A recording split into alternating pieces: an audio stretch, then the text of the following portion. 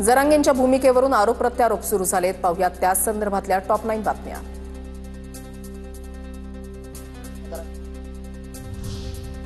गणेशोत्सवात अडथळा आणायला आमच्या हातामध्ये काय बंदुका आहेत का? जरांगे विरोधकांवर आक्रमक. अंतरवाली सराटीमध्ये गणपती काळामध्ये महालक्ष्मी बसलेल्या असताना हल्ला केला तेव्हा कुठे होतात? मनोज जरांगेंचा हल्लाबोल. आम्ही काय अडथळा करायला काय आमच्या हातात बंदूक आहेत काय? आम्हाला कारण ते सांगायचे. आणि तवा अडथळा आणला तवा अंतरवालीत नव्हता गणपती बसलेला तवा. आता म्हणणारे तवा कुठे गेलते? देवेंद्र फडणवीसने कम हल्ले का रे बाबा? बोलते बंद पडली का आता? चर्चेला कधी नकार दिला नाही. समितीमधील सदस्यांसोबत जरांगेंशी चर्चा करायला जाणार. विखे पाटलांची माहिती.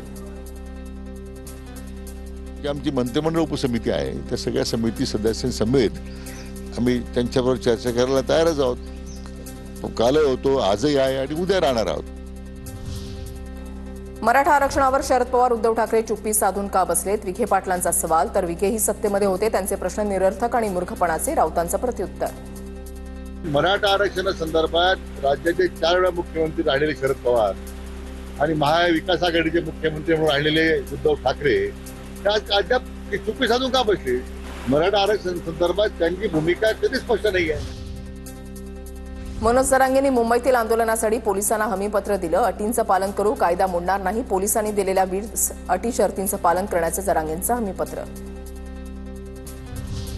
आंदोलनामध्ये खंड पडू देऊ नका, आमच्या अटी शर्ती काढून टाकाव्यात. जरांगेंची मागणी. तर आरक्षण देऊन फडणवीसांनी मिळालेल्या संधीचं सोनं करावं. जरांगेंचं आवाहन. योग्य संधी आहे फडणवीस साहेब, तुम्हाला संधीचं सोनं करायची. तुम्ही मराठ्यांची मागण्याची अंमलबजावणी करा. हेच मराठी गुलाल टाकून मरेपर्यंत तुम्ही दिलेल्या आरक्षणाचा तुमचा उपकार विसरणार नाहीत, ही आमचा या ठिकाणून शब्द आहे. राहुल गांधी ओबीसींच्या समर्थनार्थ बोलतात. काँग्रेसच्या नेत्यांनी मराठा आरक्षणाबाबत भूमिका स्पष्ट करावी. मराठा आरक्षणावर बावनकुळेंचं वक्तव्य. दादरमध्ये फडणवीसांच्या समर्थनार्थ बॅनरबाजी. या बॅनरवर फडणवीस यांचा फोटो आणि इतिहास. शिव्यांना लक्षात ठेवत नाही, इतिहास कर्तृत्वाला लक्षात ठेवतो, असा आशय.